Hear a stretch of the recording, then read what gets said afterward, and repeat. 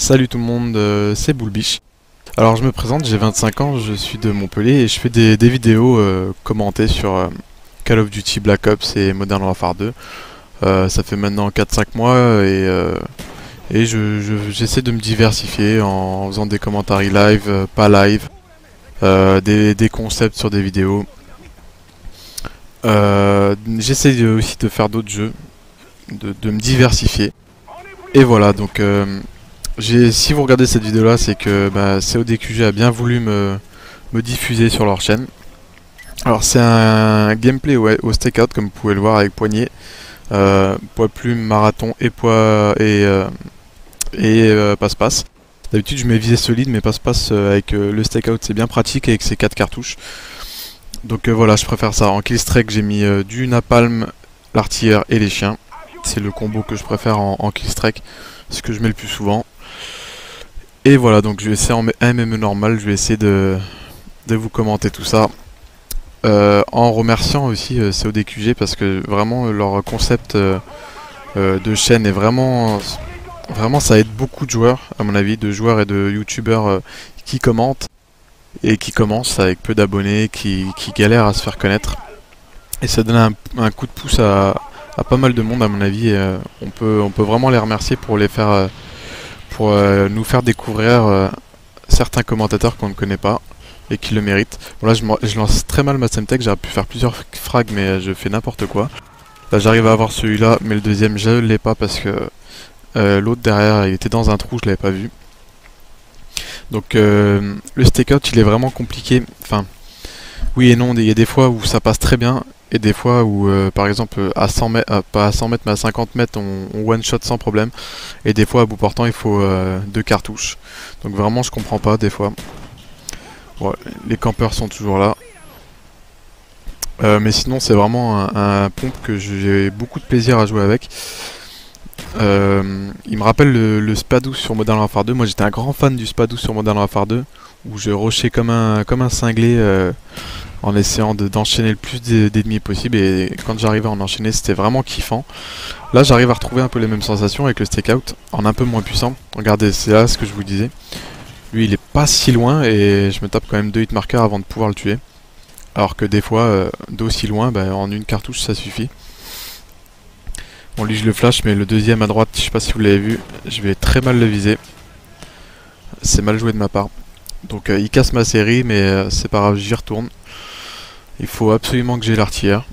Sur Firing Range c'est vraiment un carnage quand on a l'artilleur. Donc oui, ce que je disais sur le SPA-12 de Modern Warfare 2, c'était vraiment un kiff de courir un peu partout avec marathon poids plume, marathon poids léger, et d'enchaîner un peu tout ce qui bougeait. Et là ce que j'arrive à faire avec Black Ops et le stakeout, c'est un peu ça. C'est pour moi une classe avec un fusil à pompe, c'est vraiment fait pour rusher. J'irai pas jouer en furtif, ou peut-être avec le SPA-12 silencieux, mais encore, pour moi un pompe c'est vraiment fait pour faire le fou et y aller comme un barbare. C'est pas fait pour y aller petit à petit et en furtif et tout doucement. Là où je trouve que ça a du style, c'est vraiment comme ça, en rushant. Donc là, si je me rappelle bien, voilà, hitmarker dans la tête. C'est ce que je vous disais tout à l'heure, c'est vraiment pas normal. Alors que là, en une cartouche ça suffit largement, je comprends pas. Regardez, petite erreur que je fais beaucoup, que je fais souvent et que beaucoup font, je pense. Vous avez vu, j'ai tiré sur le mec et je suis parti tout de suite après, tout simplement parce que je pensais que ça allait le tuer, et pas du tout. J'ai pris un hitmarker, j'aurais dû être plus prudent et m'assurer de le tuer en une balle. Ça m'arrive souvent, c'est un peu rageant, parce qu'on veut vite enchaîner et finalement on se fait avoir bêtement. Donc là, la traditionnelle Claymore, je vais faire comme lui, ça évitera qu'il revienne. Et là, je crois que ma série est lancée, donc là j'en suis à 4, il me semble. J'arrive bien à enchaîner les deux là. Vous voyez, des fois ça passe super bien. Et là, c'est là que c'est vraiment jouissif. C'est quand on enchaîne plusieurs ennemis comme ça en une cartouche et vraiment qu'il n'y a pas d'hitmarker, que tout s'enchaîne bien. Voilà, donc là, j'ai mon napalm grâce à ma Claymore. Je vous avais dit qu'il reviendrait, le campeur. Et j'arrive à enchaîner tous ceux qui arrivent par là. Donc lui avec un peu de chance en deuxième cartouche, une deuxième cartouche et ça suffit. Lui encore avec un peu de chance et une petite cabriole, j'arrive à l'avoir. Donc là si j'ai bien compté je suis à 8. Donc il m'en manque plus qu'un pour l'artilleur. Et il va arriver, il était derrière moi, vous avez entendu un sniper, c'était lui. Donc voilà, je l'ai.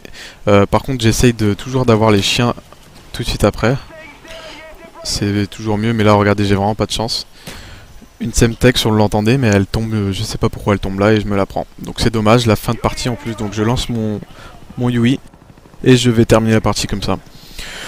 Donc voilà, j'espère que la vidéo vous aura plu. Et bien, si encore une fois, je remercie CODQG pour tout ce qu'ils font pour aider la communauté française de Call of Duty.